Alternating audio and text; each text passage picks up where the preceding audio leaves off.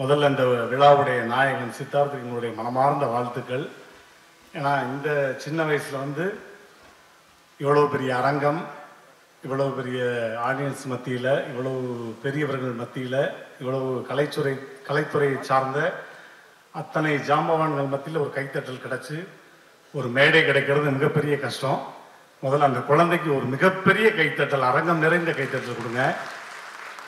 5 language. ஆனால் அவன் dance ஆடினா நான் பார்த்தேன். எத்தனை பேர் கவனிச்சிங்கன்னு தெரியல. அவன் டான்ஸ் எண்டில் ஒரு மேட்ரு சொன்ன, அதை நீங்கள் இப்போ கவனிச்சிருக்க மாட்டீங்க. இன்னைக்கு வந்து இந்த ஸ்ரீதர் மாஸ்டர் வல்லைங்கிறத எவ்வளவு நூதனமாக ஒரு வார்த்தையை போட்டான் பார்த்தீங்களா? மாஸ்டர் கூப்பிடுங்க, மாஸ்டர் கூப்பிடுங்க. நாங்கள் கடைசியில் பார்த்தா நான் ஆடினாலே மாஸ்டர் ஆடின மாதிரி தான் அப்படின்னு முடிச்சு விட்டான் பாருங்க. அங்கே பார்த்து அவனுடைய எங்க குட்டி சித்தார்த்துங்க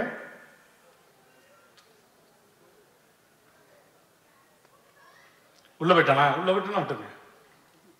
சரி, மனமார்ந்த வாழ்த்துக்கள். இன்னும் நிறைய ஆல்பம் பண்ணணும். ஏன்னா எனக்கும் சின்ன வயசுல மிஸ் மேல நிறைய கிரஷஸ்லாம் இருந்திருக்கு. இப்போ வரையும் அந்த கிரஷ் இருக்கு, மெயின்டைன் பண்ணிட்டு இருக்கேன். அதாவது ஒரு மரியாதை நிமித்தமான கிரஷ், அப்படி சொல்ல வரேன். கீ டக்குன்னு சிரிச்சிடக்கூடாது. Because I am orthodox family, உங்களுக்கு தெரியும் இல்லையா? அதனால அந்த விதத்தில் சொன்னேன்.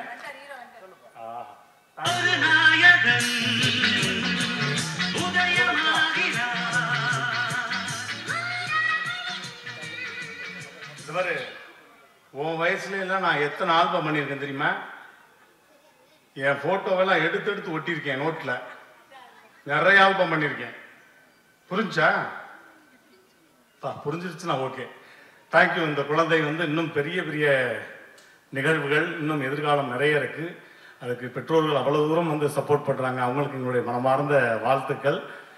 அன்பு குழந்தைக்கு நன்றி. தேங்க்யூ. நன்றி சொல்லிட்டு போனா எப்படி இருக்கு? நாங்க உங்களை விடுவோம். ஏதாவது ஒரு வாய்ஸ் ப்ளீஸ். இல்ல, வாய்ஸ் கேட்கிற மூடில் அவங்க இருக்காங்களான்னு தெரியலையே. சரி, ஒரே ஒரு வாய்ஸ் தான். வைரமுத்து சார் போயிட்டாரா? அப்பாட, அப்ப அவரை மாதிரியே பேசிடுவோம். வைரமுத்து சார் வந்து குழந்தையை வாழ்த்தி பேசியிருந்தா. இந்த விழாவின் நாயகன் பச்சை பாலகன் சித்தார்த். மிஸ் மேலே கிரஸ் இருந்தால் உன்னை சுற்றி ஒரு ஒளிவட்டம் தெரியும். உலகமே உன்னை திரும்பி பார்க்கும். பால் புளிக்கும், படுக்கை கசக்கும், பட்டினி கிடந்து பழகுவாய். தபால்காரன் தெய்வமாவான். உன் பிம்பம் பட்டே கண்ணாடி உடையும். இறந்து கொண்டே வாழவும் செய்வாய், வாழ்ந்து கொண்டே சாகவும் செய்வாய். கிறிஸ் மேலே மிஸ் மேலே கிரஸ் இருந்தால், மிஸ் மேலே கிரஸ் பின்னாடி திரிந்தால் காலியாகி விடும் உன் பர்சு. கடைசியில் நீ போக வேண்டிய இடம் ஒரு நர்ஸு. நன்றி, வணக்கம். ஆக்சுவலாக ரொம்பலாம் நமக்கு பேச தெரியாது. ஆக்சுவலாக சித்தார்த் ஃபஸ்ட்டு ஹாப்பி பர்த்டே. இதுக்கு பிறந்தநாள் கேள்விப்பட்டேன். Happy birthday. அண்டு சான்ஸே இல்லை. ஆக்சுவலாக வந்துட்டு நான் ஃபஸ்ட்டு அந்த ஆல்பம் பார்க்குறப்போ வந்துட்டு சூப்பராக இருக்குன்னோடனையும் பாடுறது யாருன்னு கேட்டு வேற ஒரு பையன் பாடினாங்க. இல்லை அவர் தான் பாடினாருனாங்க. சூப்பர், அவரே பாடிருக்காரு. இல்லை அது மட்டும் இல்லாமல் வந்து எல்லா லாங்குவேஜ்லையும் அவர் தான் பாடியிருக்காரு. 5 லாங்குவேஜ் இது அவர் தான் பாடிக்க சொன்னாங்க. அது சான்ஸ் இல்லை. இது வரைக்கும் நான் வந்துட்டு நிறைய ஆல்பம்ஸ் நிறைய கேள்விப்பட்டிருக்கேன். ஆனால் இந்த வயசில் வந்துட்டு எல்லா லாங்குவேஜ்லையும் இது வரைக்கும் நான் யாரையும் பார்த்ததில்ல. சித்தார்த் ஒன்றுலாம். Siddharth, god bless you. இன்னும் நீங்கள் நிறைய ஆல்பம் பண்ணோம், இன்னும் நல்ல பெரிய பெரிய இடத்துக்கு வரணுன்ட்டு மனசார வாழ்த்துறேன். Love you. லவ் யூண்ணா. தெரியல, என் வயசு எடுத்து போடுறேன்னு நினைக்கிறேன். Thank you sir. Thank you sir. அன்னையிடம் அன்பை வாங்கலாம், தந்தையிடம் அறிவை வாங்கலாம், பேரை வாங்கினால் ஊரை வாங்கலாம். ஸோ குழந்தை புரட்சித் தலைவர் எம்ஜிஆர் அவர்களாக இருக்கட்டும், அல்லது நடிகர் திரு சிவாஜி அவர்களாக இருக்கட்டும், எல்லாருமே குழந்தை பருவத்திலிருந்து அடுத்த கட்டத்துக்கு அடைந்தவர்கள். அந்த வகையில் என்னுடைய மண்ணின் மைந்தன் அருமை பிள்ளை சித்தார்த்தோட நிகழ்வு, இன்னைக்கு தமிழின் அடையாளமாக இருக்கக்கூடிய கவிஞர் வைரமுத்து உள்ளிட்ட எளிமையின் இலக்கணம் அருமை சோதர் ஐயா தேவா சார் உள்ளிட்ட எல்லோரும் இங்கே பார்க்கிற பொழுது ரொம்ப மகிழ்ச்சி. புதுக்கோட்டை என்பது கலைக்கு மட்டும் இல்லை, அரசியலுக்கு. இந்த இதன் அன்பு தம்பி சூர்யா வெற்றி கொண்டான்னு பார்க்குறேன். இன்னைக்கு நகைச்சுவை என்ன? இன்னைக்கு நகைச்சுவையுடைய பிதாமகன் அரசியல் உலகத்தில் வெற்றி கொண்டான். மிகப்பெரிய அப்பேற்பட்ட மனிதர்களையெல்லாம் அடையாளம் காட்டிய ஊர் தமிழ்நாட்டினுடைய 2 சூப்பர் ஸ்டார்ஸ். முதல் பிரிக்கப்படாத திருச்சி மாவட்டம் பாகவதராக இருக்கட்டும், சின்னப்பா இருக்கட்டும், 2 சூப்பர் ஸ்டாரையும் தந்தது எங்களுக்கு பூமி என்று சொல்கிற பொழுது எனக்கு ஒரு பெருமையான விஷயம். நான் தம்பியோட வீட்டுக்கு போகிற பொழுது அதையெல்லாம் தாண்டி இங்கே ஒரு நிகழ்வு.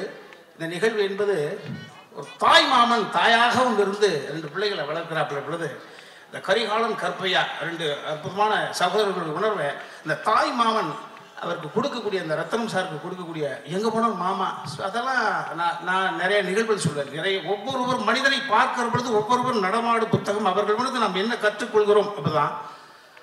அந்த வகையில் கரிகாலன் வீட்டுக்கு போகிற பொழுது அந்த பிள்ளைய பார்த்தேன். மலைக்கல்லன் எம்ஜிஆர் மாதிரி ஒரு சின்ன பையன் மினியேச்சர். யாரும் அதனால் ஸ்டக் இது இப்படி ஆடுவான், இவரோட கலை உணர்வு இருக்கு, பாடுவான் ஆடுவான் எதுவுமே தெரியாது. ஜஸ்ட் ஸ்ட்ரைட்டாக பார்த்த உடனே தம்பி மலைக்கல்லன் எம்ஜிஆர் மாதிரி இருக்கு பாருங்க. ஆமாண்ணே, கலையில் இவ்வளவு விஷயங்கள் இவ்வளவு கத்திருக்கான். அப்புறம் பார்த்தா மலைக்கல் எம்ஜிஆரோட அம்மா பேர் சத்யா. சரி, இதெல்லாம் ஒரு கோஇன்சிடென்ட்.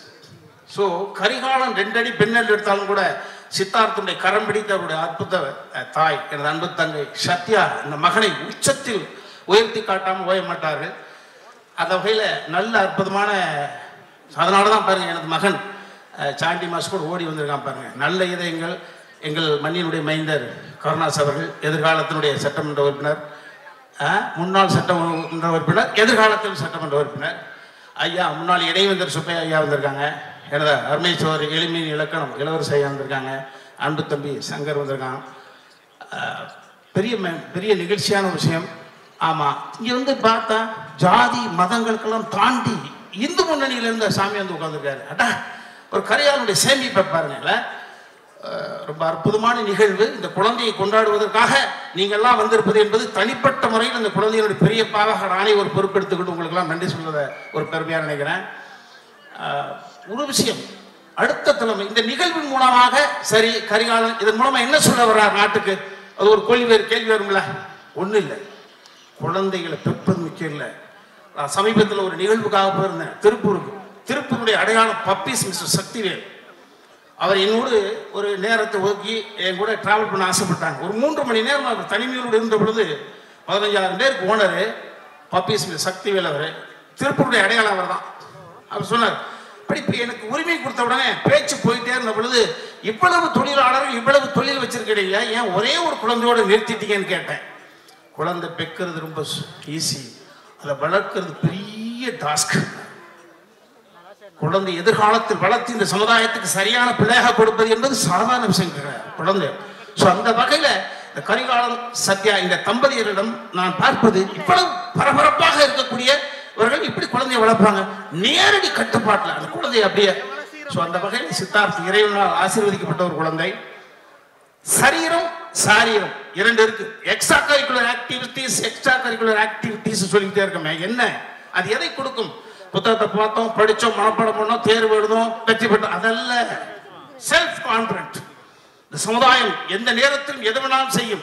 அதிலிருந்து தன்னுடைய என்ன சொல்றது, உடம்புக்கு மட்டும் இம்யூனிட்டி பவர் பத்தாது, மனசுக்கு வேணும், தோல்வி தாங்க சக்தி வேணும். முத்தமிழர் டாக்டர் கலைஞர் தோல்விகளை தாண்டி 96 வயசு வரைக்கும் ஒவ்வொருத்தருக்கும் இந்த சமுதாயத்தில் நிகழ்காலத்தில் நிறைய பேர் அடையாளமா இருக்காங்க. அந்த வகையில் சரீரம் என்பது உடம்பு, சாரீரம் என்பது குரல். எவன் ஒருவன் தனது உடம்பையும் தனது குரலையும் காதலிக்கிறானோ அவன் இந்த சமுதாயத்தால் கிடைக்கவே முடியாது அந்த பிள்ளை. அந்த வகையில இவன் அற்புதமா பாடுறான். 5 மணி, அது சாதாரண விஷயம் கிடையாது. அவனிடம் ஒரு ஞானம் இருக்கிறது. இந்த ஞானத்தை அடுத்த கட்டத்துக்கு நகர்த்தி கொடுப்பதற்கான வல்லமை இந்த குடும்பத்தில் இருந்திருக்கு.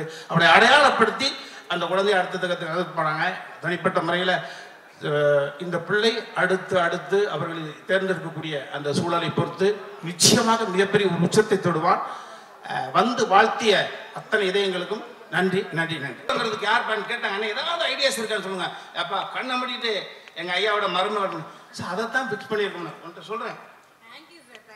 நான் வந்தோடனே கீர்த்தி பிடிக்கப்பா, கொஞ்சி விளையாடும் இறைவன் மிகப்பெரிய ஆசீர்வதிக்கப்பட்ட பெண்ணு. அந்த பெண்ணு தான் அந்த கலைனா என்ன தெரியும், நடனம்னா என்ன தெரியும். ஏன்னா பாக்கியராஜ் சாருடைய குடும்பத்தினுடைய நிம்மதிக்கே என் அன்பு மருமகள் தான், எங்க அண்ணனுடைய மருமகள் தான் காரணம்.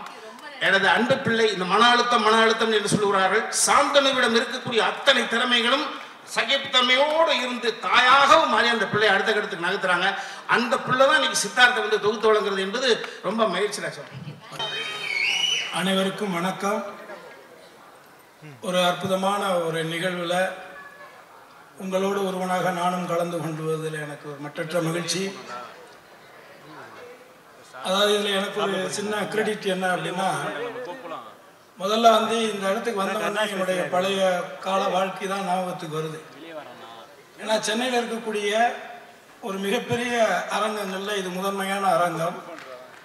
இந்த அரங்கத்தில் ஒரு ஒரு பாடகனாக ஒரு மேடை பாடகனாக இந்த சென்னையினுடைய வாழ்க்கை ஆரம்பிக்கும் பொழுது இதுக்குள்ளே வந்து பாடுறதுங்கிறது மிகப்பெரிய கனவு.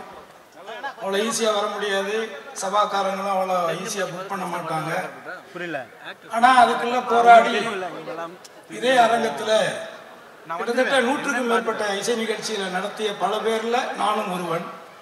அதே தருணத்தில் என் மனைவி கிரேஸ் வந்திருக்காங்க. இதே மேடையில் தான் பிப்ரவரி 14ஆம் தேதி இதே மேடையில் தான் ஒரு இசை நிகழ்ச்சியினுடைய இன்டர்வல் டயத்தில் தான் எங்களுடைய ரிசப்ஷனே இந்த மேடையில் தான் நடந்துச்சு. ஸோ இதெல்லாம் என்னுடைய இதே இப்போ தேவாண்ணன் வந்தார். தேவாண்ணன் என்னுடைய கச்சேரிக்கு தலைமையேற்று இங்கே ஒரு நிகழ்ச்சி நான் பண்ணேன். அதில் அவர் இப்போ அந்த கருத்துக்களை என்கிட்ட பகிர்ந்துக்கிட்டார். அவருடைய தம்பி சபேஷ், முரளி, சம்பத்து, சிவா எல்லாருமே அதில் கலந்துக்கிட்டாங்க.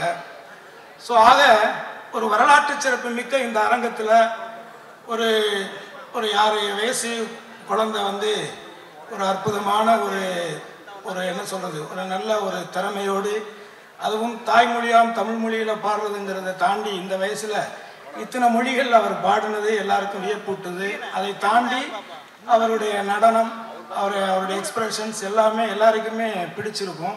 இதில் எதுவும் மிகைப்படுத்தி பேச வேண்டிய அவசியமோ நிர்பந்தமோ இல்லை. ஆனால் இதில் என்ன எனக்கு ஒரு கிரெடிட்னா, இந்த பையனை பார்த்து இவனுக்குள்ளே ஏதோ ஒன்று இருக்குது, இவன் ஏதோ ஒரு ரூபத்தில் இதுக்குள்ளே கொண்டுக்கிட்டு வரலான்னு அவங்க அப்பா ஆத்தாளுக்கு முன்னாடி யோசிச்சவனா. அதை அவங்க இல்லைன்னு சொல்கிறதுக்கு வாய்ப்பு இல்லைன்னு நினைக்கிறேன். ஏன்னா நான் தான் அவனை முதன்னு ஆட வச்சேன். இன்னும் அந்த பாட்டு வரல, வரும், லேட்டாக தான் வரும், கொஞ்சம் லேட்டாக ஆகும் அது. ஆனால் அது வரும். அந்த பாட்டு வரும்போது அதில் இவ்வளோ நேரம்லாம் ஆடி இருக்க மாட்டான், ஒரு குறிப்பிட்ட நிமிடங்கள் தான் அதில் ஆடி இருப்பான். ஆனால் நிச்சயமாக அந்த பாட்டும் சரி, அந்த நடனமும் சரி, அது நிச்சயமாக பேசப்படும் நான் நம்புகிறேன். அதே தருணத்தில் இவனை ஆட வச்ச அந்த மாஸ்டரை அவருடைய தாய்க்கு அறிமுகப்படுத்தினது நான் தான். அதே மாதிரி அந்த மாஸ்டரை என்னுடைய ஆல்பத்தில் முதல்ல அவரை கோரியோகிராஃபராக இன்ட்ரடியூஸ் பண்ண ஒரு பாக்கியமும் கடவுள் எனக்கு தான் கொடுத்தான். ஆக இந்த இடம், இந்த ஆட்கள் எல்லாருமே மிக மிக ராசியானவர்கள், ஒரு இறைவனால் ஆசிரிக்கப்பட்டவர்களாகத்தான் நான் கருதுகிறேன். ஆகவே இந்த திறமையை மேலும் மேலும் வளர்த்து நிச்சயமாக இறைவனுடைய அருள்ல என் புள்ள வந்து நன்றி நன்றி நன்றி இந்த மலர்களைப் போல அனைவருக்கும் பிடித்தவனாக இவன் உணரப்பட வேண்டும் அப்படிங்கிற எல்லாம் அல்ல என்னுடைய தெய்வம் தெய்வ திருமகன் பசும்பொன்னாரை வணங்கி வாழ்த்துகிறேன். நன்றி, வணக்கம். அனைவருக்கும் வணக்கம். வர முடியாத சூழல்கள் இருந்தாலும் சில விழாக்களை வந்து தவிர்க்கவே கூடாது. காரணம், ஒரு குழந்தை, அவனுடைய டேலண்ட். ஒரு 3 வருஷத்துக்கு முன்னாடி அவன் வீட்டுக்கு போயிருந்தேன். இவனோட தம்பி ஒருத்தன் இருக்கான். ஆமா, அவன் மேடையை 2 ஆக்கிடுவான். 2 பேருமே ஹைலி டேலண்டட் பர்சன். ரொம்ப ஆச்சரியமா இருந்தது அந்த பசங்களுடைய டேலண்ட். அப்போ சத்யா சொன்னாங்க, இந்த மாதிரி அண்ணன் தம்பி டான்ஸ் கத்துக்கிறான், அந்த ஸ்டெப்ஸ் எல்லாம் பாக்குறீங்களான்னு சொல்லிட்டு அது காமிச்சாங்க. அவன் அந்த வயசுலேயே பயங்கர ஒரு ஆட்டிடியூட் இருந்தது. நல்லா வருவான் அப்படிங்கிற ஒரு எண்ணம் அப்பவே இருந்தது. நிறைய வாழ்த்துனேன் நானுமே. பட் அது வெகு சீக்கிரம் இத்தனை லாங்குவேஜில் ஒரு ஆல்பமாக கொண்டு வந்து இறக்குவான் அப்படிங்கிறது நமக்கு தெரியல. அது இன்னும் ஃபாஸ்டான ஒரு விஷயம். ரொம்ப அழகாக பண்ணியிருக்கான் அந்த பையன். ஆக்சுவலாக இந்த பையனை நம்ம இப்போ ஆல்பமில் டான்ஸில் பார்த்துட்டு இருக்கிறோம். இன்னும் வெகு சீக்கிரமே அந்த பையனை நம்ம ஆக்டராக பார்ப்போம். அது இன்னும் நிறைய பேரை ஆச்சரியப்படுத்தும் நான் நம்புகிறேன். ஏன்னா அவ்வளோ தூரம் அவங்ககிட்ட ஒரு பெரிய ஸ்டஃப் கொட்டி கிடக்கு. ஸோ நிறைய பேர் வந்து வாழ்த்திருக்கீங்க, விஐபிஸ் நிறைய பேர் வந்து வாழ்த்திருக்கீங்க. அந்த வாழ்த்து அத்தனையுமே வந்து அந்த பையனுக்கு முழுமையாக போய் சேரணும். அந்த பையனுடைய எதிர்காலம் மிகப்பெரிய பெரிய லெவலில் அமையணும். இந்த சூழ்நிலையில் அது ஆக்டர் கம் டைரக்டருங்கிற முறையில் அந்த பையனை ரொம்ப டெப்த்தாக கவனித்த வரையில் இந்த நேரத்தில் ஒரு அருமையான வாழ்த்து ஒன்று சொல்லிக்கிறேன். அந்த பையனுடைய எதிர்காலத்தில் தமிழ் சினிமாவுடைய மறக்க முடியாத கதாநாயகனாக இருப்பான் அப்படிங்கிற வாழ்த்துக்களுடன் அந்த உரையை நிறைவேற்றுகிறேன். நன்றி, வணக்கம்.